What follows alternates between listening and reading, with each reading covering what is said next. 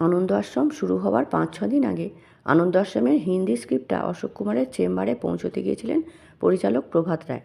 স্ক্রিপ্টটা হাতে নিয়েই অশোক কুমার বলেছিলেন, এ কি তুমি হিন্দিটা নিয়ে এসেছো কেন, বাংলাটা নিয়ে এসো। কদিন পরে বাংলার রয়্যাল বেঙ্গল টাইগার উত্তমের সামনে দাঁড়িয়ে অ্যাক্টিং করতে হবে। বাংলা ডায়লগ ঠিকঠাক বলতে না পারলে ও তো আমাকে চিবিয়ে খেয়ে নেবে। পরদিন প্রভাত রায় সকালেই অশোক কুমারকে বাংলা স্ক্রিপ্টটা পৌঁছে দিলেন। বিকেলে উত্তম কুমার কলকাতা থেকে মুম্বাইয়ে পৌঁছে এই শক্তি ফিল্মসের অফিসে হাজির। বললেন, প্রভাত, আনন্দ আশ্রমের স্ক্রিপ্টটা দে। প্রভাত রায় বাংলাটা হাতে দিতেই বলে উঠলেন, আরে বাংলাটা দিলি কেন, ওটা আমি ম্যানেজ করে নেবো, তুই আমাকে হিন্দিটা দে। দাদামণির সামনে হিন্দি সংলাপ বলে অভিনয় করতে গেলে তো ল্যাজে গোবরে হয়ে যাব, চিবিয়ে ছিবড়ে করে দেবে।